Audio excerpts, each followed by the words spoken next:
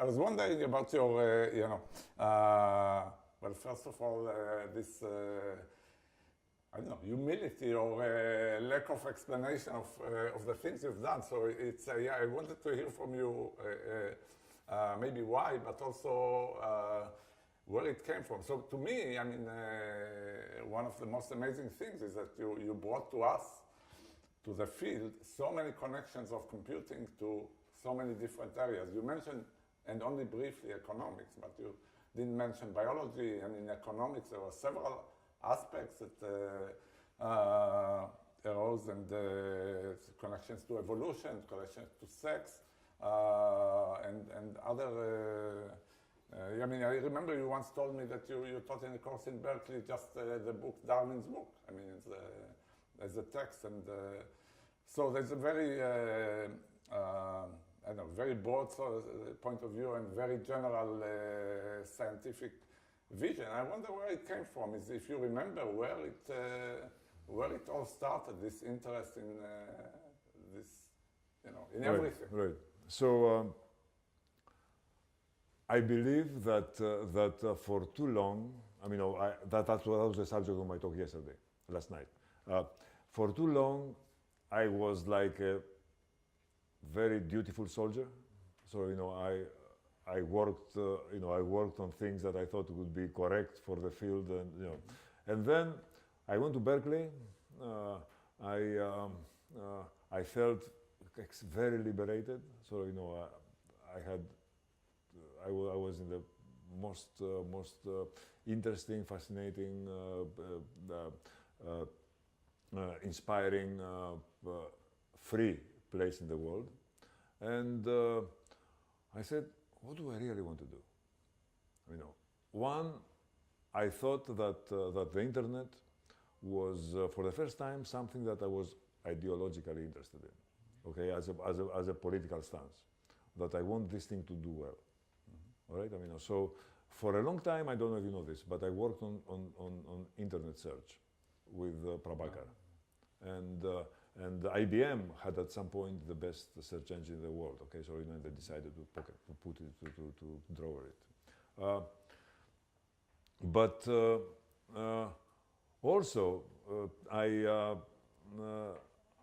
believe that I immediately I mean, I remember listening in you know, before I went to Berkeley, to a talk about sort of security in the internet. And they said, well, there are 4 kinds of threats. So, you know, and I said, oh my God, you know, we are like talking about society. We are talking about sort of, you know, this is a social science now. Okay, what are we doing? We know what, you know, you cannot put this in the math that we know. Okay, we have to look at new math. I mean, and then I realized that I knew this math. Okay, so you know that I had been studying it for 15 years, and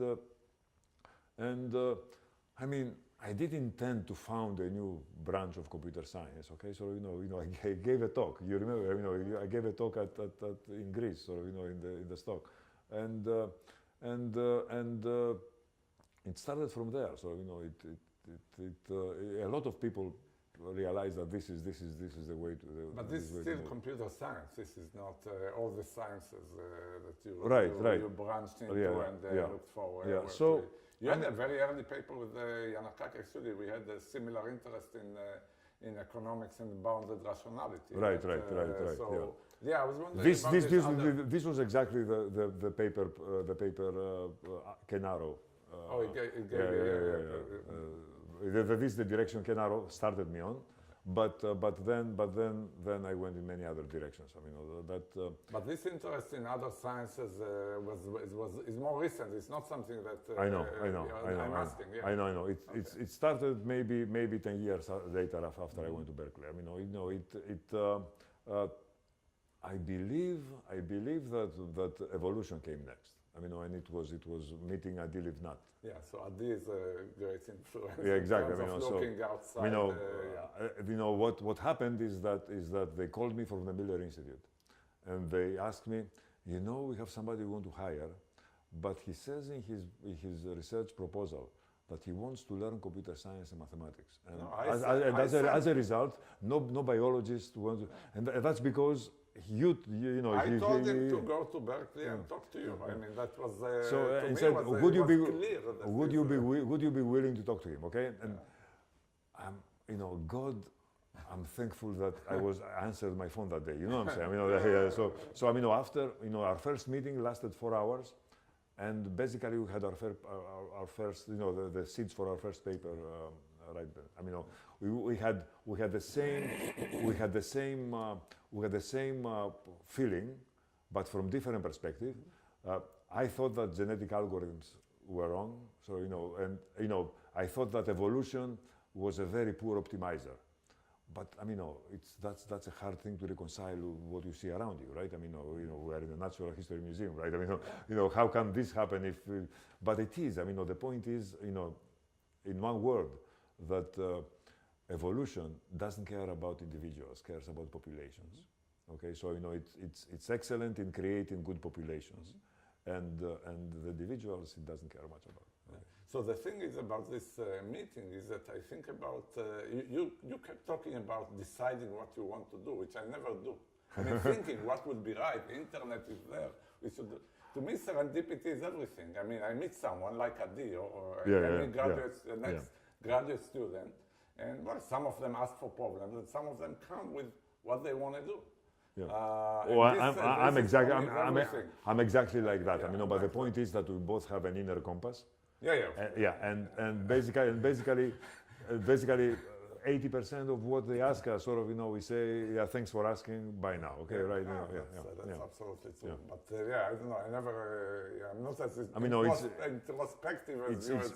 It's Brownian motion with some bias, some strong bias. Yeah. I completely agree with something you said before.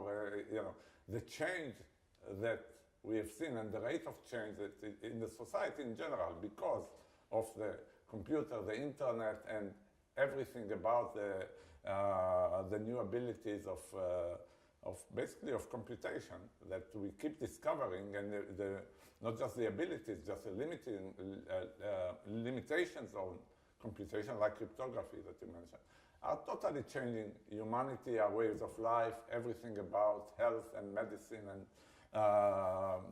travel and just food and really anything, and definitely communication. And we cannot predict at all. I mean, I don't see any way to predict what society will be even in a decade. And blockchain might be an important part of another revolution, economical revolution. Maybe it will lead to digital currencies, and then governments will not print money anymore. I don't know if it will happen. If it happens, it will be such a radical change that, again, we cannot predict anything. The genome... but I mean, what even further, it could be one architecture that people can trust more than the internet. And as a result, sort of, move away from the people who are robbing them from their personal data. Yeah, somehow I don't believe, I mean, I think that everything like that comes with a good and bad side, and there will be any technology. It's, I think the internet is giving a lot of power. I mean, it was thought or said that it's, democratizing everything because information is available to everyone at the same time. But it can be used to bias, it can be used to bias elections. Democracy is a big threat under the internet. I'm sure with blockchain will be the same. Technology can be used and abused in what I really feel fundamentally is that we cannot predict what's going to happen. I think that there are great changes. But I think that, for me as a scientist, as a mathematician, I think the challenges that are there for us to understand are just getting richer and richer, that our connections with, with all the sciences are getting, more and more interesting and diverse. And so the technology itself and its implementation is something that I care about and I observe, but it's not anything I use at work. I mean, the point of a radical change in technology is that it's a jolt to the powerful. Okay, sort of, and we all know that there is a point in history where the powerful are too powerful. Okay, so you know that the greatest corporation, you know, the trillion corporations in the world, sort of, you know, are all in this field. Okay, and it's time for a change. Yeah, it may, yeah, but I am not a good, you know, you remember the proverb, prediction is difficult, especially of the future. Oh, absolutely, yeah. Yeah. Yeah, So oh yes, I you're mean, the bearer also. yeah, exactly. I mean, so the you know, the difficulty of, you know, I remember in the mid 1990s, in the late 1990s, the big debate was, will the platform of the internet, will it be the phone or the will it be the laptop or the television? Okay, so you know, and some people were, so you know, Bill Gates was for the laptop and so on. You know, so and probably they were shouting at each other on their cell phones. You know, they didn't look. You're wrong. No, but yeah, it will probably be on a different platform. We won't use it. Yeah, exactly, exactly. Yeah, everybody will have chips implanted in them. Somehow technology doesn't excite me at all. I mean, I see it as a, you know, it's you know. I mean, the intellectual side is infinitely so more, much inferior. I totally agree. I mean, and you asked me about science, right? I mean, you know, frankly, sort of, you know, I've done one thing that was a little like a soldiery thing about you know, economics. I thought that was the thing to do. But the next two things that I've done, which is evolution and the brain, basically,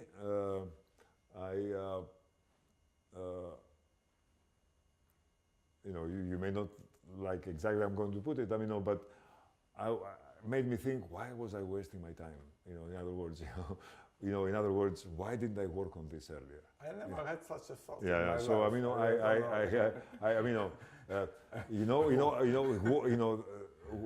working on the brain. I mean, the way I think of it is like sunset from the Berkeley Hills. Okay, you know what I mean? Basically, I mean, when I see it, what I think is, why isn't everybody living what they're doing? Why is anybody doing anything else but watch this? Okay, you know, so that's they have children to feed. And, well, stuff we are fortunate. That poor excuses. Poor excuses.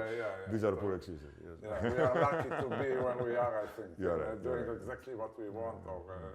I don't know where research should go. I believe that everybody should do exactly what they want to do in research, and that's the way research progresses. I think everybody should study the brain. Yes.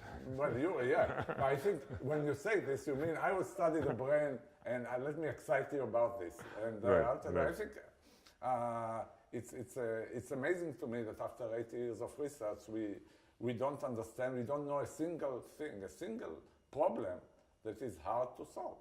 We don't know this. This is a humongous challenge. Can somebody look at his shirt? The shirt happens to be this what came out of the drawer today, which is my method of selection. It's the myth of Sisyphus, right? I mean, so we have been carrying this rock on the hill, up the hill, and so and that's now what, 80 years, right? 80 years, and this will be my favorite research topic. I mean, to roll this up the hill. In fact, I enjoy it. Maybe unlike Sisyphus, I enjoy it. It was sort of frustrating that we didn't get anywhere.